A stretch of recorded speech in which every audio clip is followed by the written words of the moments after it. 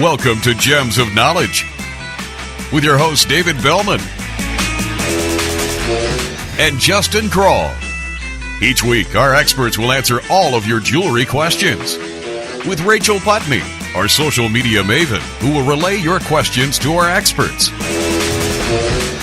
And now, here's your host, David Bellman.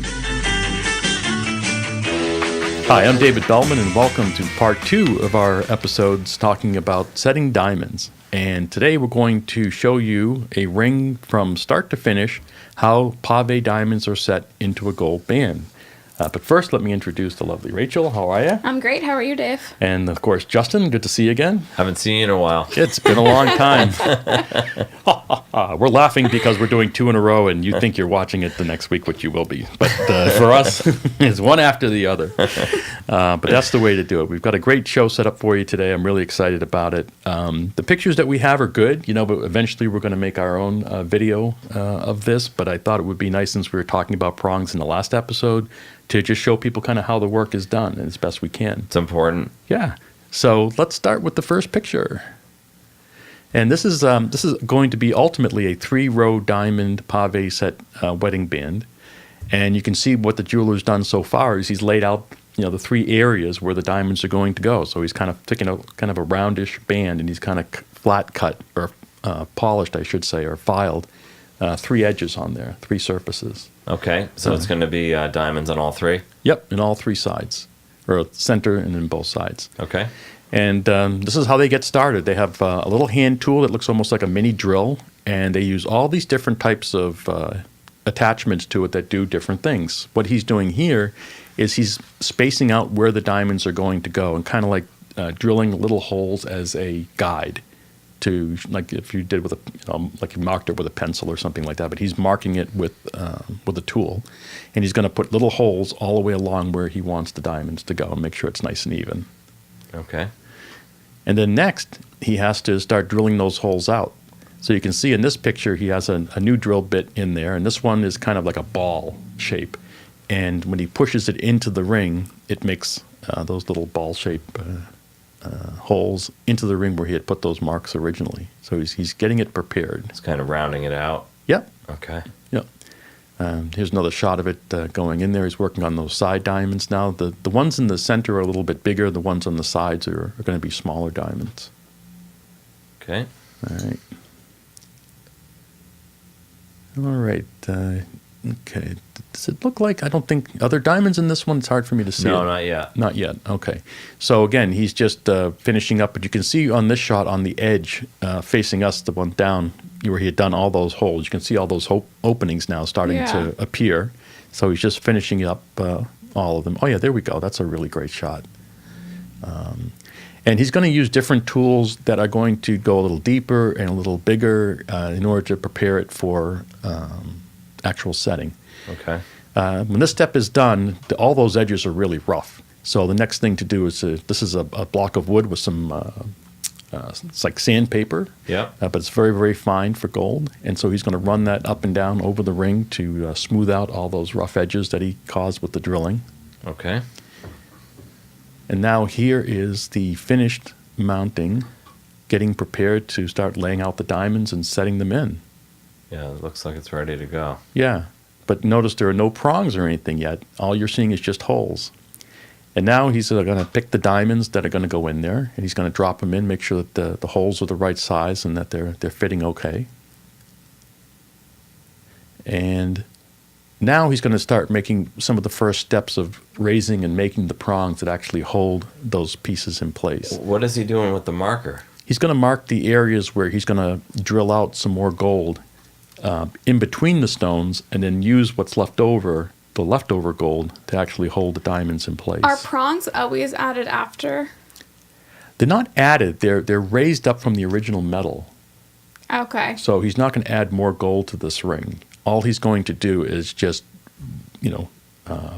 drill out the gold that he doesn't need and just leave behind enough gold to make prongs out of it. Got it. Is he going to, like, when you say raise up, he scrapes the gold up? Yes. Okay. Yeah, you'll see that towards the end. So now what he's doing, he's got that the tool, again, that little drill, and he's cutting, and you can kind of see it in this picture, Howard, can we zoom in maybe a little bit on this one? On the edge, you can see those notches Yes. that weren't there before. That's what he's doing. He's notching out the gold on those edges, and he is leaving just enough metal in there to use as a prong to hold the diamonds in place. So let's take a look at that. Yeah, you can see how the notches are just being cut right into it. All right. Now he's back trying to get the diamonds in place, make sure that everything is where it needs to be. Always double checking his work to make sure that he's not overdoing it, because if you make obviously the holes too big, or the gold is too far apart from the diamond, then it's not going to hold it in place properly. So the precision is very important. I gotta get this guy some hand cream.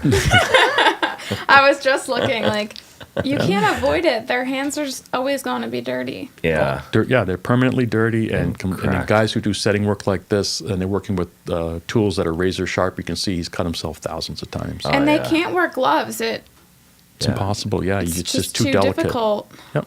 No, it's just comes with the territory. Okay, here they are again. He's picking the diamonds. He's putting them in place. And that last picture, he was actually pushing the diamonds into the metal. Yeah, if you can just go to that picture real quick. Yeah, see, so he's got a kind of like a metal, just a strong piece of metal, and he's puts the diamond in that hole, and he's kind of locking it into that spot. It's not quite set yet, but he is able to get it in there. Okay. To stay in one spot. And here he is picking, again, little diamonds, laying them on top, and then pushing them in with the diamond pusher, we'll call it. I bet that's what it's called. Yeah. Yeah. And now you can see the diamonds are really starting to fill in that space, and you can kind of see the gold prongs are sticking up. The gold that was left over, you can kind of see it there in the. Well, here, go to the next one. It's more obvious. How long do you think all of that takes? Well, if you're a good setter, I bet you can go through that ring in maybe think about it, maybe in about an hour or so. Oh, okay. Yeah. Yep. Wow, Start to that's finish? pretty good. Yeah. I mean, like making The whole the thing. entire ring Yeah. Yeah. An hour. I could definitely see that happening. from a glob of gold. Oh no. Well, they I cast mean from from the where we casting, started right? in our Okay. discussion. Yeah, from that ring, just the actual setting work that he's doing. I could see that being done in an hour. Okay. But everybody's different. A good setter is somebody who can set well and fast. There's a Right. lot of great setters out there, but they just do it They take really. their time. They take their time and they're slower, and it could It's take. not a bad thing. No, not Unless you're necessarily. getting charged per hour. Yeah, exactly. That's not for the business side of it. Hey, did you guys hear the ambulance coming with the hand cream? Is that what that was? Thank you, Howard. He cares about everybody. That's a good one, Howard. That was. I'm impressed. All right, let's go to the part where it gets really dangerous. This is the crazy part. This is where he takes what appears to be kind of like a knife, and it's a very, very razor sharp edge right there. And what he's doing is he's digging out the leftover gold and pushing onto the stone the gold that's going to be holding it in place. Ah, that's what I didn't know if he did that at all. And that's where he scrapes up the gold and makes it a prong, right? Exactly. Yep. So you can see right here, he's just kind of pushing it in, and he's taking out whatever little extra gold is in there and pushing on over the diamond the gold that he needs to keep it in place on the sides. I would love to have a guest bench jeweler on the show. Absolutely. No, we can do it. There are a few guys that I know that I'm sure would be happy to come in and talk about it. And we'll film it in a better way, too. This was not, we didn't have time to quite put it all together. Where for would this where would we film it? At his office? Yeah, wherever he's setting. Yeah. And then he could come here for the show. Yep. Oh, and then we that'd could be- interview him and talk to him right here live. That would be great. Yeah. All right. Well, one more piece to the process here. Once all those prongs have been set and the diamonds are in place, and he's pushed all that gold with that little razor blade piece that he was using, now you just kind of go over the top of it and polish it all up, and you're pretty much done at this point. Yeah. How cool would it be to be able to do that? It's rewarding. I can imagine it would be very rewarding. Where you took Yeah. it, see that, where it was just plain gold before, and now it's these beautiful set of diamonds. And I don't think anybody realizes that that's how it's done. People probably think, oh, wow, well, it already has the holes in it and the prongs are there. And then all you do is just pop the diamonds into it. It's just not the case. Like it comes out of the casting like that, but it doesn't. It has to all be done by hand. And it has to be done by someone who has a lot of training. Because can you imagine, to keep all those stones perfectly straight and every prong perfect like that, how many years of practice that you might have to go through to make that happen? Well, it just goes to, why jewelry is so expensive, right? If you think about what had to be done to get that diamond out of the earth, which we could do a show on that. There's some great footage on diamond mining and what it actually takes. Billions of dollars. A lot of labor, a lot of time, a lot of effort. Then to get that rough out of the dirt that they've dug up, and then to cut the diamonds, and all those little diamonds had to be faceted with 58 facets around it. Then this guy casts the ring, drills the holes, sets makes the prongs, sets and polishes it. It's so much work. They're not just pumped out of a machine that I think a lot of people think is the case. Well, what did they tell us in school? For every 100 tons of material that they pull out of the ground, they get 1 carat of diamond. 100 tons. Imagine that. Of what they call kimberlite, which is the material where the diamonds are found in, which is old volcanic lava that's stayed in the pipes under the ground. That's why they dig down into the holes like they do. They dig right in there and they pull that out and then they sift through it. So now, and yeah, that's the other thing. You take out 100 tons of material of rock. 1 carat. And you got to sift out of all that 1 carat worth of diamonds. And some of these diamonds, as you saw in those pictures, are pretty small. So how much time do we have? As much as you need. Okay. So when they get all that ore out of the earth, it goes on these huge conveyor. It gets crushed down to like a golf ball or less size.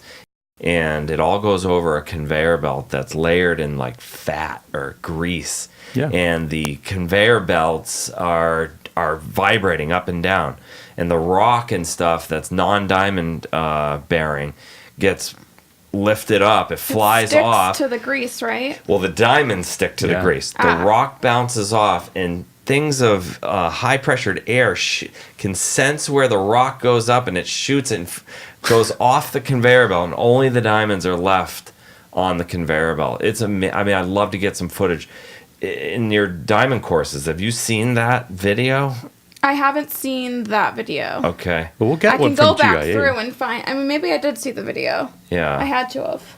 Yeah. It's amazing stuff. It really is. And, what's interesting about that is that the oil from our skins sticks to diamonds like glue. People don't realize it. They wonder, well, how come my diamond's so dirty? The second they touch it, there's a fingerprint. Yeah. Diamonds have this property where grease and oil, they kind of stick to it, or it sticks to them in this case. But if you can use grease and oil to separate diamonds from other rocks, that they're very sensitive to it. Yes. And this is why cleaning jewelry is so important, because it doesn't take long for it to get dirty. As soon as you touch it, oils, any kind of oils, lotions, oils. Yeah, that's true. Immediately sticks to the diamond and takes away from the beauty. Yep. And that's why you should have an aquasonic wave at your house. And clean your jewelry every week instead of once a year, because, it's just, you're investing all this money in fine jewelry. You should be taking care of it and cleaning it all the time as well, because you wear it every day. Right. So you should take care of it like you wear it every day and clean it at least once a week. Yep. So that was my pitch. All right. Well, I think that was great. I think hopefully everybody enjoyed kind of a little inside look as to how diamonds are set. But also, we're going to continue on as time goes on and show you more and more of this and take you kind of inside the industry where you don't get very many opportunities to see people doing this type of work. And we can do engraving and all kinds of casting, how our rings are cast and how that process works as well. Yeah, there's a lot to it. Yeah. All right. Well, listen, thank you very much for joining us this week. We will be back next week with another episode of Gems of Knowledge. And, by the way, we have a guest coming on.